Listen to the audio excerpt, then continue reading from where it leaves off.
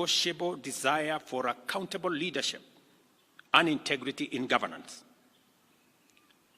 I have this to say to Kenyans. I have heard you, and I have heard you clearly. Consequently, the following measures shall be taken to accelerate progress to achieving the objectives stated by the people. Number one, I will be proposing amendments to the Evidence Act and the Criminal Procedure Code, among other necessary legislative amendments to all statutes relating to corruption, to expedite investigations and prosecution of corruption and economic crimes cases, and provide for their conclusion within 6 months. We shall also be proposing amendments to the Witness Protection Act to overhaul the statutory and institutional framework to protect and incentivize whistleblowers and enhance witness protection, making it easier and safer for citizens to come forward and report corruption as well as other criminal activities. Number three, within 90 days, we shall propose amendments to the Public Finance Management Act and Public Procurement and Disposal Acts to overhaul the institutional and operational framework of public procurement, which has been identified as the epicenter of corruption, conflict of interest, and abuses of office in the public sector, with a view to deploying digital infrastructure within the next 6 months. The aim of this measure is to provide an open and transparent public procurement platform which gives open, real-time, and end-to-end public visibility of public procurement from advertisement to award of contract and to whom it is awarded and what amount the people of Kenya will pay. Number four, I have engaged with the parliamentary leadership and asked Parliament to expeditiously pass the Conflict of Interest Bill with the explicit caveat that I shall veto any bill enacted if it does not establish the highest bar with respect to accountability, integrity, and anti-corruption. I will make full use of the power given to me under Article 115 of the Constitution to make sure that the bill meets the appropriate standards set out in the original bill. Number five, while fully respecting the independence of the national justice, law, and order institutions, and pursuant to a commitment to consult and collaborate in leveraging their institutional capabilities in effective, expeditious, and conclusive investigations in respect of all active cases, it is essential for these institutions to provide a time frame to the people of Kenya, because that is what the people of Kenya want, within which proceedings shall be concluded, and the same timelines clearly communicated to the public. Number six, about 400 billion shillings is spent on tax expenditure every year, especially on VAT refunds, a process that is largely opaque and with limited accountability. Within 90 days, I will be working with Parliament to provide a legislative and regulatory framework to make this process transparent, open, and accountable, with a view to reducing this huge public expenditure and direct savings from this exercise to the productive sectors of our economy.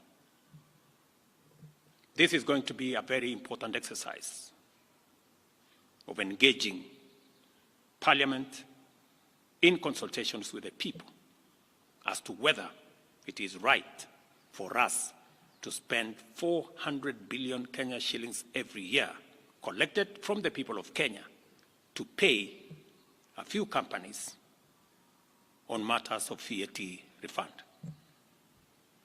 Number 7, the government will also work with Parliament to tighten legislation to reduce and eliminate imports of goods and products already manufactured in Kenya, so as to promote our value addition, our manufacturing, and industrialization program in our quest to create more jobs, create more opportunities, and create wealth in our nation.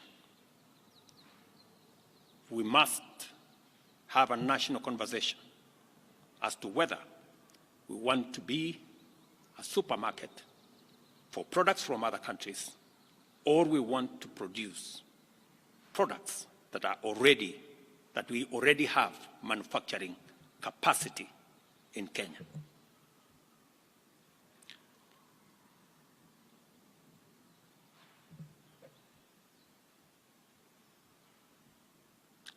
In my last address to the nation, I undertook to consult a broad spectrum of stakeholders from all sectors, levels, and regions in order to constitute a broad-based government. In line with this undertaking, I will be forwarding additional names to Parliament for vetting prior to appointment based on the understanding of the Cabinet's essential role in driving the transformational agenda that makes Kenya a better, more just, and more prosperous nation for all of us. Once constituted, the new cabinet will steward our transformation agenda that is already in place in providing effective and efficient public services, expanding opportunities for employment and wealth creation, and creating a tide that lifts every boat. Our collective ambition is to turbocharge the performance of our economy, to achieve our universal health coverage, which ensures that no one is left behind or impoverished on account of healthcare costs. Also offer an equitably funded education system which looks out for learners from vulnerable backgrounds and ensure that Kenyans from all walks of life live in safe and dignified housing through our affordable housing program. Additionally, our transformation agenda commits to provide reliable clean water, last-mile connectivity of electricity, and to secure more business opportunities for enterprises and employment opportunities for our young people, both here at home and abroad. Our explicit aim is to transform Kenya into a middle-income society, and it is essential for us to urgently mobilize adequate resources to fund these necessary programs and projects. Consequently, after extensive consultations, I have nominated the following persons for consideration and approval by the National Assembly for appointment as cabinet secretaries. I commend the leadership of diverse organizations, both in public and private sectors, including political parties, for their encouraging response to my outreach to consult on forming a broad-based government. Their willingness to set aside partisan positions and interests in order to join a visionary partnership for the radical transformation of Kenya is a historic gesture of their patriotism. I know and I understand acutely the huge expectation of the people of Kenya on me and this administration. And I equally understand that that responsibility can be made easier if we work together as a nation. And as I said, the opportunity we have to work together across political lines, across different divisions, is much more greater than the challenge and the crisis we have in our hands. I take this opportunity to express my appreciation for their commitment and reiterate my pledge to engage alongside them in a national conversation that is inclusive, citizen-centered, and aimed at consolidating and accelerating the actualization of inclusive growth and national transformation. As I take this step, and as I expand and broaden this administration, I am acutely aware that the responsibility of managing the affairs of the country vested in the cabinet, in the expanded cabinet, will require of us to work together and to focus on that which brings honor to our country.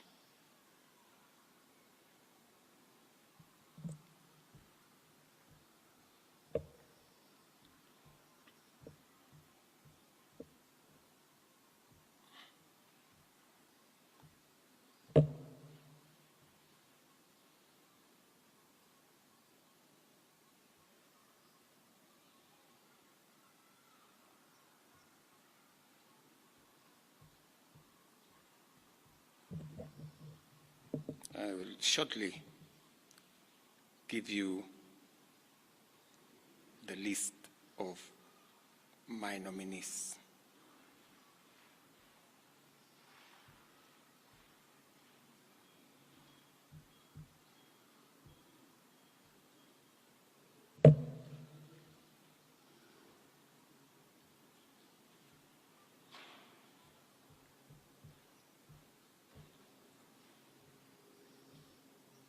Just hold your horses.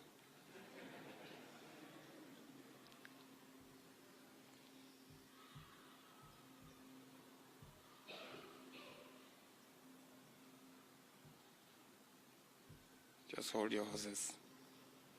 Great.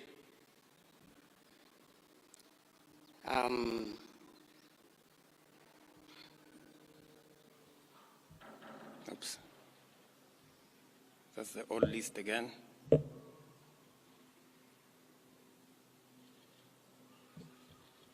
Where did it disappear?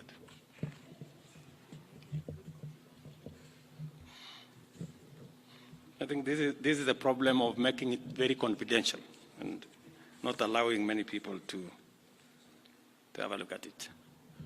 As you're all aware,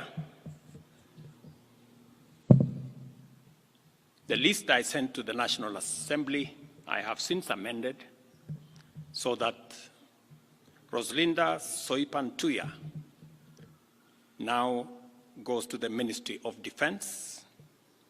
The Honorable Aden Bare-Duale moves to Environment, Climate Change, and Forestry. I have now forwarded the name of John Mbadi Ngongo to the Ministry of National Treasury and Economic Planning. Salim Mvuria Mgala, Ministry of Investment, Trade and Industry. Ms. Rebecca Miano, Ministry of Tourism and Wildlife. The Honorable James Opio Wandai, Ministry of Energy and Petroleum. The Honorable Onesimus Kipchumba Murkomen, Ministry of Youth Affairs, Creative Economy and Sports. The Honorable Hassan Ali Joho, Ministry of Mining, Blue Economy and Maritime Affairs. The Honorable Dr. Alfred Nganga Mutua, Ministry of Labor and Social Protection. The Honorable Wycliffe Ambetsa Oparanya, Ministry of Cooperatives and Micro, Small and Medium Enterprise Development. The Honorable Justin Bidan Njoka Muturi, Ministry of Public Service and Human Capital Development. Madam Stella Soy Langat, Ministry of Gender, Culture, Arts and Heritage. I am still working on the other pending nominees, and I will be announcing them shortly. Thank you very much. God bless you. God bless our great nation, Kenya. Asanteni sana.